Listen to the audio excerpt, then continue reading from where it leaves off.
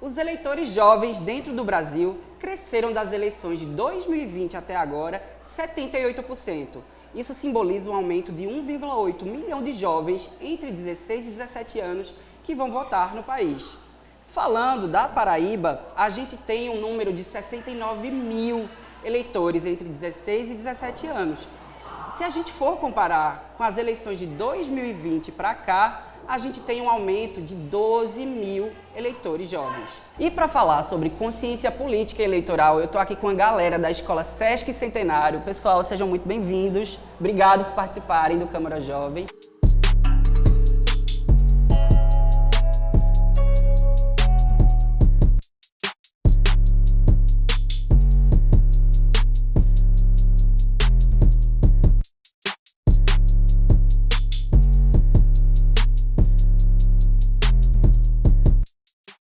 Eveline, obrigado por participar do nosso programa, seja bem-vinda. Fala um pouco sobre você, sobre sua história, dá um pouco do teu perfil pra galera. Então, oi galera do Sesc, eu sou a Eveline Tamara, eu sou professora de Sociologia, estive envolvida na implantação das escolas cidadãs integrais na Paraíba, especialmente na Escola Cidadã da Socioeducação e acompanhei por um bom tempo o trabalho pedagógico dessas escolas em toda a Paraíba.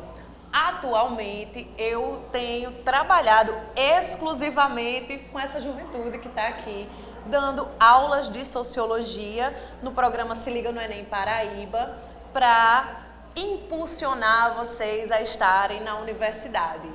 E é isso, estou hoje aqui a convite de Harrison, com Câmara Jovem, para a gente falar, pensar, discutir política, cidadania, democracia, participação e lembrar que política não é só o pleito eleitoral, não é só esse momento de agora, mas é a nossa vida, o nosso cotidiano e a gente vai pensar sobre isso agora.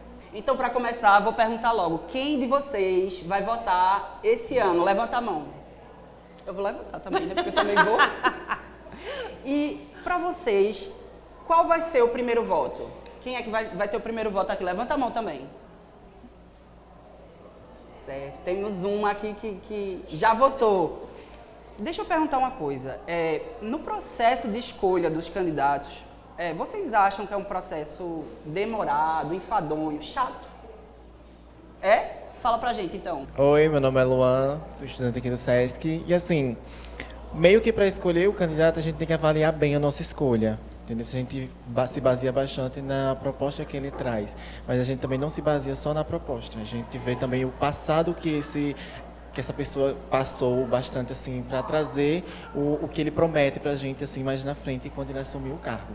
Essa assim é minha forma de escolher meu voto. Mas você acha que é um processo que demora? Tipo, você tem que pesquisar hoje sobre ele, amanhã ver algumas outras referências. É o que você consegue finalizar em um dia, essa escolha? Não. O meu já tenho escolhido assim há um bom tempinho já, porque eu já tinha mais a proximidade, a família também. Eu não estou indo pela influência da família, eu estou indo porque mesmo ele já prometeu, já fez muita coisa pela gente, então a gente está indo, seguindo nessa aí com ele mesmo. E aqui, tem alguém que já escolheu em quem votar também, que acha esse processo fácil? Para vocês é fácil, é rápido? Conta pra gente aqui, como é que leva? Eu sou Isadora e eu não acho o processo fácil. É a primeira vez que eu vou votar e para mim está sendo algo um pouco dificultoso, principalmente por conta de informações. Como é uma eleição de vereadores e prefeitos, querendo ou não, as informações são um pouco mais fechadas sobre eles. Eu sinto que tem uma dificuldade de conseguir informações sobre eles. Em comparação com, por exemplo, um presidente da República, que vai ter muito mais pesquisas, mais informações abrangentes pelo país inteiro, enquanto vereador e prefeito é só aqui, em João Pessoa, Paraíba, enfim. E eu realmente acho complicado. Eu ainda não tenho a minha escolha. Eu, às vezes, até pergunto ao meu pai se ele tem uma escolha, se o que ele vai votar e tal. E ele sempre fala, tipo, eu já tenho o prefeito, só que eu não consigo sentir que eu também vou seguir a mesma escolha que ele. Eu acabo perguntando porque, querendo ou não, a família é a nossa base. Então, a família vai meio que guiar. E é a mesma ideologia dele, é a minha. Então, eu acredito que o que ele escolher também vai ser uma base para mim. Então, eu acabo perguntando só para ter mais uma ideia do que eu também vou querer. Isso é importante para pegar referência, né? Porque ele já sabe mais do que a gente. Exatamente. Como é a primeira vez que eu vou votar, então eu acredito que ele vai ter muito mais conhecimento e mais entendimento do que eu, né? Com certeza vai ter mais. E aí é isso. Eu sinto que eu tenho uma certa dificuldade, mas eu ainda não parei para pesquisar sobre as pessoas e eu pretendo fazer isso daqui para o dia da eleição. É um processo, Eveline, que requer muita atenção nossa, né? Eu conheço gente que escolhe o candidato assim, mamãe mandou eu escolher, vai ser esse ou essa. Conta pra gente, como é que os jovens, como é que a gente, todo mundo, a sociedade, né, pode ter consciência de um voto que seja realmente consciente? Isadora trouxe uma coisa super importante pra gente, que foi conhecer a história de quem a gente vai estar entregando a nossa representação. Acho que isso é importante a gente colocar. O que é uma eleição agora para vereador e para prefeito, né? Para Câmara e para a Prefeitura? É uma eleição, a nossa democracia, ela é uma democracia representativa. Então, eu vou estar escolhendo alguém que vai me representar. Então, eu preciso entender quais são os valores, as ideologias, as pautas que esse candidato ou essa candidata defendem. E aí é necessário que a gente saiba as histórias das pessoas que nós vamos eleger para nos representar. E aí requer de fato uma pesquisa, requer que a gente tenha o entendimento do que nos representaria, para que no dia do pleito eleitoral, né, no dia que você vai lá depositar seu voto, você esteja fazendo isso com consciência. Isso é muito importante, você ter consciência de quem você está escolhendo para te representar. E no caso, falando de consciência, entre vocês, o que motivou vocês a querer votar esse ano? Alguém quer falar alguma coisa assim? Eu vou votar porque minha família também vai votar em fulano. Eu vou votar porque eu quero exercer a cidadania. Eu vou votar porque eu quero escolher alguém em quem eu acredito. Me chamo Paulo e eu acho que nós jovens, acho que chegou a hora da gente exercer o nosso papel como cidadão, da gente tentar moldar nosso futuro, o futuro da nossa cidade, o futuro da Paraíba, com as nossas escolhas. Então é importante a gente ter uma consciência em quem a gente está votando, entender mais sobre isso, porque o futuro está em jogo. E no caso... por favor. Meu nome é Carol e, na minha opinião, até pouco tempo a gente não tinha o direito de votar. Então é muito importante que nós jovens tenhamos esse papel fundamental na sociedade e também em fiscalizar o que os nossos representantes estão fazendo. É isso. Ô Carol, mas o que mais pesa para ti na hora de escolher o voto? Para você, né? O que é que você analisa no candidato ou candidata? Eu tenho que investigar o que aquele candidato já fez, as propostas dele, e ver se realmente a minha afinidade com ele seja, como eu posso dizer... Se ele defende as mesmas assim, coisas que você acredita, isso. né? Uhum. E o que é que você acredita? Você acredita em gente que defende políticas para animais, para meio ambiente? O que é que você mais está procurando nessa eleição? O que eu estou mais procurando nessa eleição é educação. Educação e segurança é primordial. E eu acredito que com isso vai gerar mais renda, vai ajudar muita gente e é isso. Eveline, o que pesa mais nessa escolha, né, para o cidadão? As ideologias, projeto de mandato, é importante também a gente pesquisar isso. Posicionamento do candidato, da candidata nas redes sociais, no falecido Twitter, por exemplo, que dava o que falar.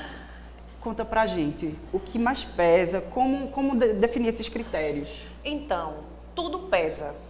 Tudo pesa na hora de fazer essa escolha. Mas a gente termina escolhendo prioritariamente pelas afinidades dos nossos referenciais. Observe que nas falas que nós tivemos aqui, Isadora trouxe, Luan trouxe, Carol trouxe agora também, que tem o referencial da instituição primeira, que é a família. A família exerce um grande papel nesse momento da escolha, especialmente para vocês que são jovens, que estão indo aí para o primeiro voto.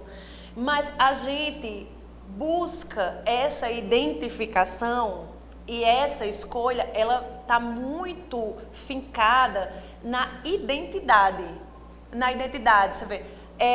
A pessoa que você vai escolher para te representar, ela lembra você, de alguma forma, a sua família, o que foi construído como valor moral e ético dentro do espaço primeiro que a gente vem, que é a família. E aí, como essa pessoa expressa essas ideias nas redes sociais, no horário eleitoral gratuito, né, que é algo do qual a gente tem acesso em massa, porque no horário eleitoral eu não preciso procurar, ele vem até a mim, né? Eu não preciso ir lá e pesquisar sobre o candidato, mas também diz muito pouco naquele momento, né? Então a gente pode e deve ir atrás de saber quais são as pautas que essas pessoas estão defendendo, quais são os valores, né? Quais são as frentes que ela escolheu atuar. E essa escolha nossa para esses representantes e essas representantes termina se dando por essa afinidade dentro dos nossos valores éticos e morais. Ver também o passado, né, político dessa pessoa também é muito importante, né? Se ela não é ficha suja, né? Extremamente importante, especialmente para quem é jovem, né? Que vocês estão aí. Qual é a história, qual é a trajetória política que essas pessoas trazem? E aí, Harrison falou muito bem agora que é ficha limpa? Já teve algum mandato? Isso é importante, gente. Dentro desse mandato, como foi a atuação dessas pessoas?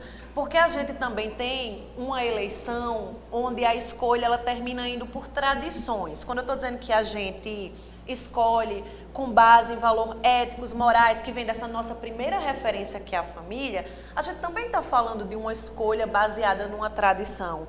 Às vezes, e é importante vocês pensarem e refletirem sobre isso, o candidato, a candidata A, B, C, que é o meu pai, a minha mãe, a minha tia que escolhe, está representando o que eu vejo para o meu futuro? O que eu acredito. O que eu acredito. O que eu quero. Então, vocês também têm que olhar e refletir sobre essa perspectiva. Certo. Agora, se a gente for falar, né, da conjuntura, da estrutura em que vão trabalhar esses políticos, né, seria interessante a gente ter uma noção de como a cidade ela se organiza em torno dessa cidadania. Por exemplo, vocês sabem aqui o que representa o poder legislativo, o poder executivo, judiciário. Quem pode explicar para a gente ou dar uma fala sobre isso? Meu nome é Marcos e eu vou explicar um pouquinho do poder legislativo.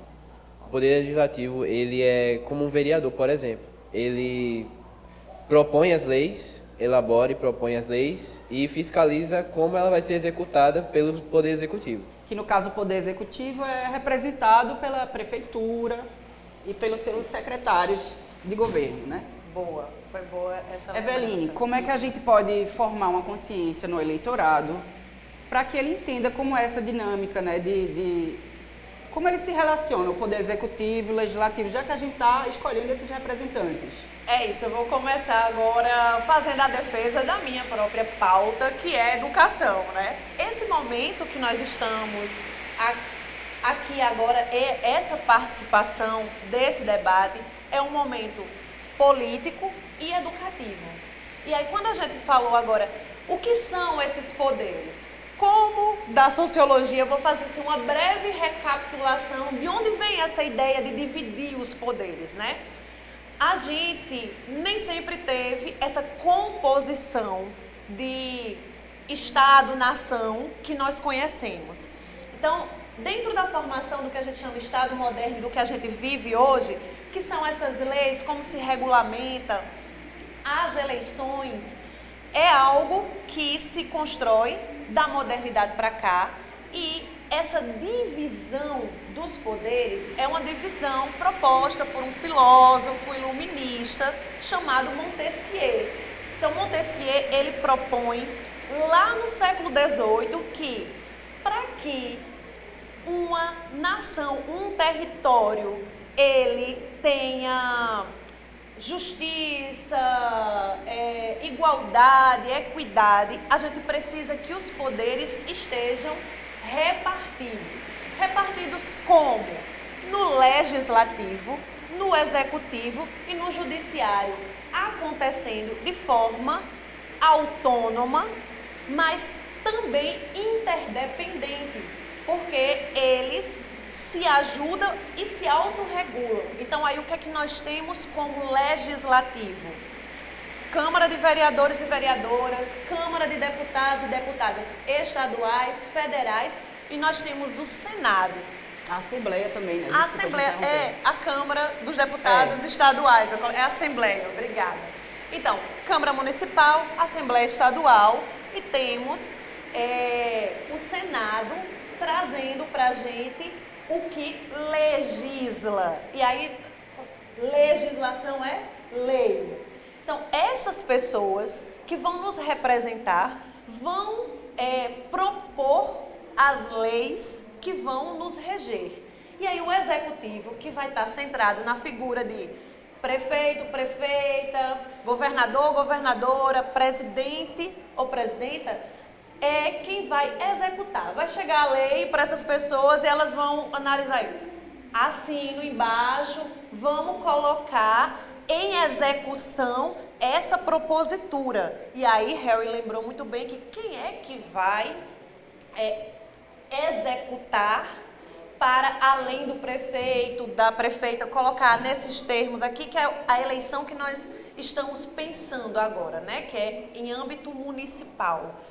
Quem vai executar, de fato, as obras são as secretarias. A Secretaria de Educação, de Segurança, de Esporte e Juventude. Então, essas secretarias que vão colocar em prática, em execução, essa equipe governamental que coloca em execução o que o legislativo nos trouxe. Eveline, então a gente poderia fazer um resumo assim, esses poderes dentro da cidade funcionam na Câmara de Vereadores, tem os vereadores e vereadoras, e o prefeito junto com seus secretários, eles executam aquilo que é proposto em lei, todos os planos de governo. A nível estadual é justamente a Assembleia Legislativa do Estado, junto com o governador. Sim. E a nível de Brasil, é justamente a Câmara dos Deputados e o Senado, legislando justamente junto com o presidente da República ou a presidenta, né? Sim. Não é isso? Isso mesmo.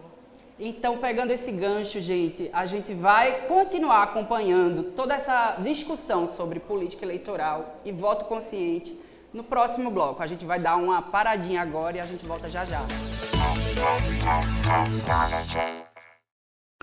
Enquanto isso, naquela empresa... Pessoal, como vocês sabem, as eleições estão próximas e precisamos garantir o voto. Então eu preciso que vocês tirem uma foto provando que votaram no nosso candidato. Precisamos de colaboradores comprometidos com o futuro da empresa. Mas, chefe, como eu vou fazer para tirar foto? Aí é problema seu. Leve o seu celular escondido e tire uma foto. Assédio eleitoral é ilegal. Denuncie. Ministério Público do Trabalho. O voto é seu e tem a sua identidade.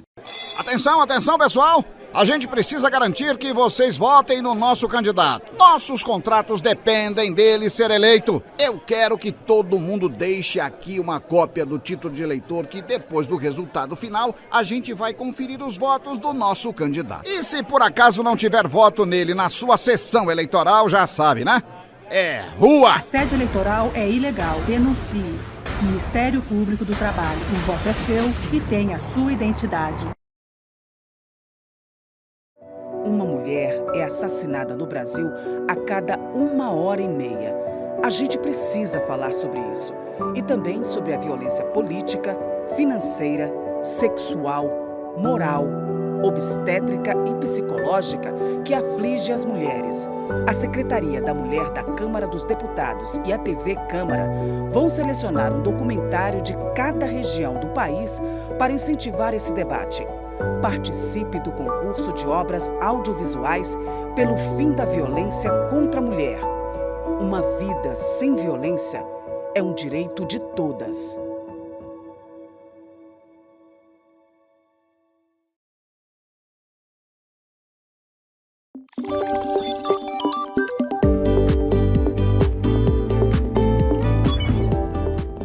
A partir das 5 horas da tarde, horário de Brasília, começam a ser divulgados os resultados da votação em primeiro turno, inclusive os votos em branco, os nulos e as abstenções.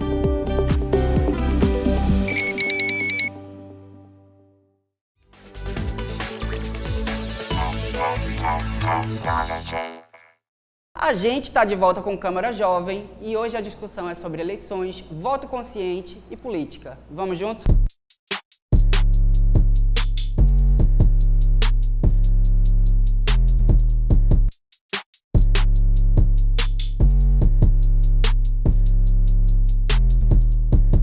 Gente, é o seguinte, eu quero saber uma coisa de vocês. Quem assiste horário eleitoral aqui? Né? Você ama? Conta pra mim por quê. Meu nome é Aline, eu amo assistir porque, por incrível que pareça, tem muita gente que entra na política esse ano, por exemplo. Vou ser sincera, eu não sabia disso, mas eu descobri que só em você aceitar participar na propaganda eleitoral, você ganha um dinheirinho. Então, tem muita gente que vai por dinheiro. Então, chega com umas propostas aleatórias. Interessante a observação. Entendeu? Então, eu gosto de ver, pra ver se o povo tá indo pela seriedade. Uma curiosidade, né? Então, seriedade ou só pela... E é homem adulto, viu? Às vezes, né? Tem que ser adulto, né? Então, sim, é pessoas adultas fazendo isso. Alguém também tem algo a falar sobre horário eleitoral? Vocês acham engraçado? Vocês acham curioso? Vocês acham que não precisa ter? Quem tem uma opinião sobre horário eleitoral?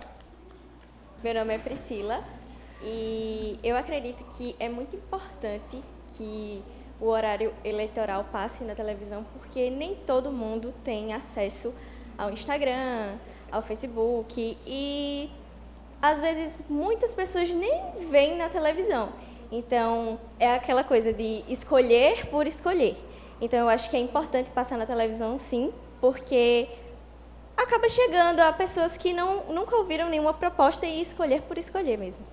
Lembrando que nem todos os candidatos e candidatas que passam no horário eleitoral representam a totalidade dos que vão concorrer, né? Sempre é um número menor que tem acesso a esse dispositivo de propaganda. Eveline, conta pra gente, porque isso aí pode dar pano para muita manga, mas assim, resumidamente, é uma estratégia de marketing? Esses candidatos que vão para falar coisas engraçadas, que viralizam na web, né? Virando meme. O que podemos falar sobre isso?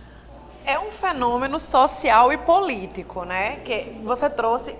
Pode ser o grande momento de visibilidade para alguém que, de fato, não está pleiteando uma vaga no legislativo. Observem que, para o executivo, não é a mesma estratégia, né? Tem razão. Porque o executivo, a gente dá um voto majoritário.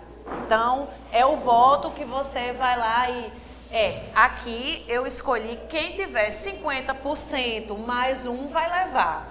Já o legislativo, ele é proporcional. Isso. E aí, Harry trouxe uma coisa pra gente que é: tem gente que vai passar, que está candidato, e tem gente que não vai passar, né? E aí nós temos uma característica do nosso sistema eleitoral, que são as coligações partidárias. Então, se você tem uma coligação partidária grande, você tem mais tempo de tela nesse momento do horário eleitoral gratuito. Desculpa, Eveline. A coligação são vários partidos que se unem e formam, entre aspas, um time. Perfeito, né? perfeito, Harrison. É isso. E formam um time.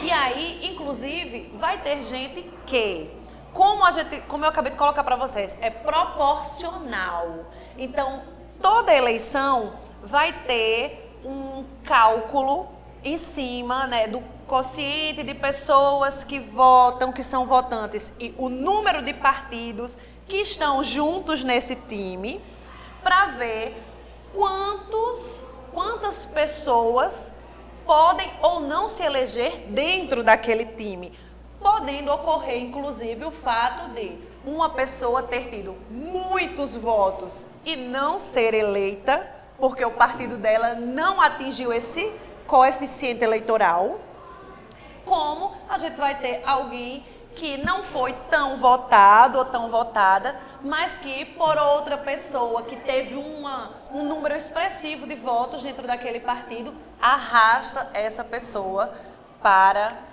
o legislativo, né? Isso sendo na Câmara ou na Assembleia. Agora a gente está falando da Câmara. Então, falando justamente desse horário eleitoral, né? Vocês acham que passa credibilidade para vocês enquanto eleitores? Ou vocês preferem, tipo, achar referências vendo o site do candidato, procurando outras informações dele em outras plataformas, em outros locais? Bem, meu nome é Pedro e, assim, é claro que, assim, no executivo acho que é mais fácil, o horário eleitoral, porque passa mais vezes, é um tempo geralmente maior, mas no legislativo acho que é um pouco difícil, porque muitas vezes são pessoas que eles vão passar por 15 segundinhos e vai ser aquele tempo que ele vai ter, sabe? Então, por exemplo, quando eu era mais novo, eu às vezes ia para casa da minha avó e estava assistindo desenho, começava o horário eleitoral. E às vezes apareciam umas pessoas que era justamente isso. Ele tinha 15 segundos, então ele fazia só a apresentação dele, o nome, o número e pronto, acabou isso. Então, assim, eu acho que é um pouco complicado, sabe? Justamente por causa dessas coisas. Na parte do legislativo não tem como se fosse um momento de conhecer bem realmente o candidato. E é como se não fosse justo, né, com outros candidatos que nem chegam nem a aparecer, não é isso? Exatamente. Sim, quando a gente volta para a forma como o nosso sistema eleitoral se organiza e a gente vê essa questão, né, da coligação partidária desse grande time para ganhar mais tempo de tela, a gente começa a entender quais são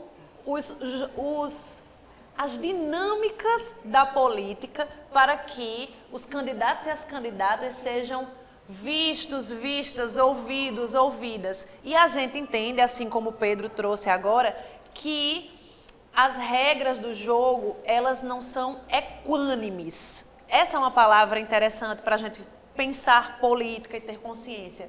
Não é só uma questão de justiça, mas é uma questão de equidade, que é dar condições diferentes para os diferentes. E não tem isso dentro, né, da forma como o nosso sistema eleitoral se organiza hoje. Eveline, e será que também vem daí os votos de protesto? Eu não sei se todo mundo aqui conhece, mas, por exemplo, Tiririca. Ele já foi político, né, e entrou em seu primeiro mandato como se fosse um voto de protesto, era um humorista, né, ninguém tinha tanta credibilidade nele. Aqui em João Pessoa mesmo, a gente teve na Assembleia Toninho do Sopão. Sim. Na Câmara a gente teve Santino, que era um vereador com nanismo, que fez um mandato maravilhoso. O que é que a gente fala desses votos de protesto? Como é que a sociedade se mobiliza para isso? Então, como a gente ainda tem eu acho que a gente está num processo de maturação da nossa vivência democrática.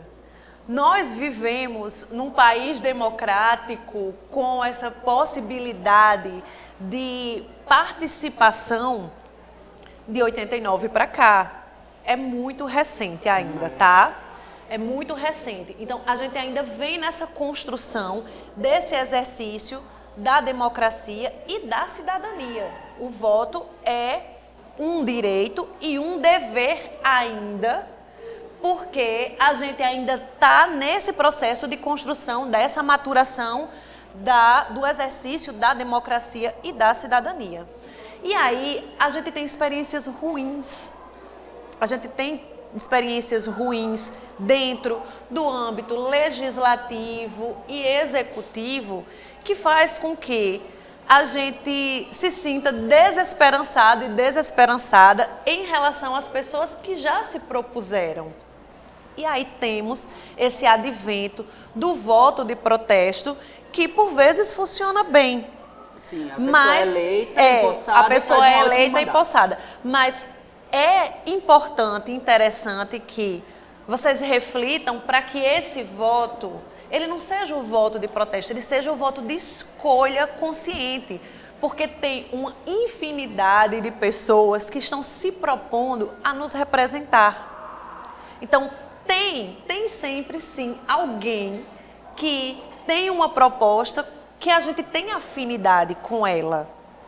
E aí é necessário que a gente faça essa reflexão, porque dá trabalho.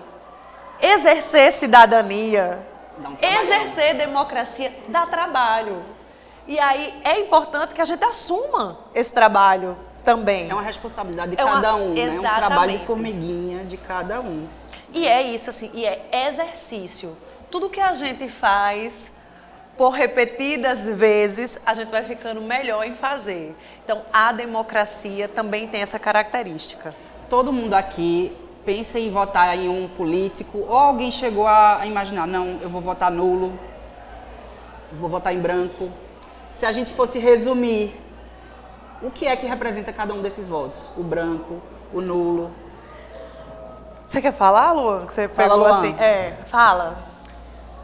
De primeira, meu voto seria nulo, porque eu não sentia tanta credibilidade, tanta assistência desses políticos que estavam entrando agora. Muitos agora são novos, mas outros já são, assim, de uma longa carreira que já tem aqui na Paraíba. Mas eu não costumava ter tanta credibilidade com os mais antigos. Eu tenho mais credibilidade agora com os mais novos, porque eu gosto de dar mais, como eu posso dizer, oportunidades de tentar. Tem políticos aí que já estão há um bom tempo e, para ser sincero, eles não passam credibilidade e também eles não assumem aquela exata função, entendeu? Esses mais novos, é legal a gente dar basicamente uma nova oportunidade. Se eu tivesse a chance de votar no ano passado, meu voto com certeza seria nulo. Mas esse ano não, esse ano eu já tenho em quem votar, graças a Deus. Que bom.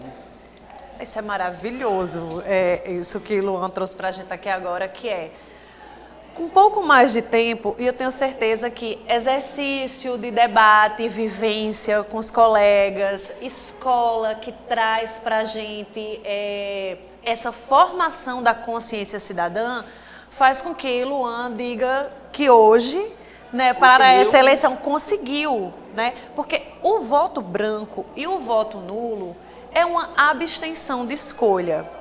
É você dizer: o que acontecer a partir de agora, eu não tenho responsabilidade sobre isso. Então, não tem como a gente ter uma democracia participativa, representativa, sem que a gente tenha um lugar de responsabilidade. Eveline, lembrando também que o voto nulo, ele é zerado. E o voto branco é quando você vota pela coligação, esse time de partidos, né? Você acaba ajudando. O voto branco, o que ajuda a coligação é o voto na legenda. Na legenda. Quando você vota os 2 primeiros dígitos daquele partido, vai para a legenda. O voto branco, ele está dizendo que eu concordo com esse sistema eleitoral, mas eu me abstenho dessa escolha. Entendo. O voto nulo, para você anular o voto, não tem, lá na urna não tem voto nulo, não tem nulo. Você tem que digitar um número que não existe e apertar em confirmar. Imediatamente aquele voto não vai ser contabilizado. Assim como os votos brancos também não são contabilizados. Entretanto, com a abstenção ou não, a eleição vai ser decidida. Com certeza. Ô Eveline, a gente já está na reta final do nosso programa, né? Eu queria que você deixasse uma mensagem para os jovens, os eleitores que estão nos assistindo agora, né? o que eles devem levar em conta, priorizar para a escolha desse voto nessas eleições? Gente, para essas eleições, tenham a consciência de que vocês estão escolhendo pessoas que representam o que você acredita que é importante para a sociedade, as pautas que você defende. Busquem os candidatos e as candidatas que representam a cidade, o estado, o país que vocês desejam ter. Então, o votar com consciência é você buscar candidatos e candidatas que você olhe para eles e para elas e diga, essa pessoa me representa. Agora, pessoal, eu vou pedir que vocês deixem o microfone com o colega da ponta. Eu queria que, resumidamente, você falasse uma palavra, ou duas ou três, o que você mais está procurando no seu candidato ou candidata. Fala, passa para o coleguinha. Vamos começar daqui. Cauã, eu me chamo Cauã. Acho que o que eu mais procuro talvez seja a autenticidade, assim. Que ele me convença que a proposta dele é ideal e que corresponda com a minha expectativa. Que tenha credibilidade, né? Exatamente. Vamos lá. Bem, assim, eu busco alguém que ajude a comunidade onde eu estou inserido, alguém que esteja presente realmente em todo o mandato e não apareça só de 4 em 4 anos. Eu busco alguém que tenha compatibilidade comigo, que defenda também os mesmos direitos que eu defendo como presidente, que é a questão estudantil, os movimentos estudantis. Que a minha escola, ela está passando por uma reforma esse ano, mas tem uma escola que vai fazer 5 anos que ainda está lutando por isso, entendeu? Então, a honestidade, principalmente. Bacana. Eu busco alguém que não seja de falar, seja de fazer. Clarinho que sim. Eu busco alguém que tenha responsabilidade. Eu busco um candidato que tenha compromisso com o que fala, que faça o que ele diz que vai falar, não que fique de mentira só para ganhar voto. Eu acho que o ideal é um candidato que pense no futuro, pense ao longo prazo, não somente ao curto prazo. Um candidato que tenha essa visão mais para frente, mais para o futuro. Eu busco um candidato que trabalhe junto com a inclusão na educação, na cultura, no transporte, no esporte, aquele que realmente inclua todos e faça um bem para todos. Eu busco um candidato que, como a maioria que já falou, ele fale e cumpra, porque a maioria ultimamente não tem cumprido muito com o que fala, então a principal palavra que eu busco é compromisso. Eu procuro num candidato, principalmente, o compromisso com a democracia do nosso país, em principal. E é isso. E, obviamente, eu também procuro algo que seja condizente com a minha ideologia. Eu procuro um candidato que ele seja compatível com minhas ideias e que ele tenha compromisso com o seu povo. Que ele possa trabalhar junto do povo. Bacana. Então, gente, nosso programa de hoje está chegando ao final. É preciso lembrar que é importante que você faça um CSI, você procure todo o passado do seu candidato, da sua candidata, busque ele no plano de governo, nas redes sociais, nas plataformas que você puder encontrar e cuidado com fake news, né? Porque a gente, vez ou outra, pode cair numa armadilha, numa informação falsa que não tem nada a ver com o que condiz com a realidade. Mas tem outra coisa também que eu queria falar. Depois que o seu candidato está no poder, pode ser que você se decepcione um pouco com ele, talvez os interesses dele ou dela mudem, mas aí o importante é que você continue acompanhando, que você continue dando dislike, like. Então é importante que você procure todas essas informações sobre o seu candidato ou candidata. O Câmara Jovem fica por aqui, a gente tem um encontro no próximo programa. Muito obrigado à galera do Sesc Centenário, à professora Alcionete, um beijão e até o próximo. Tchau!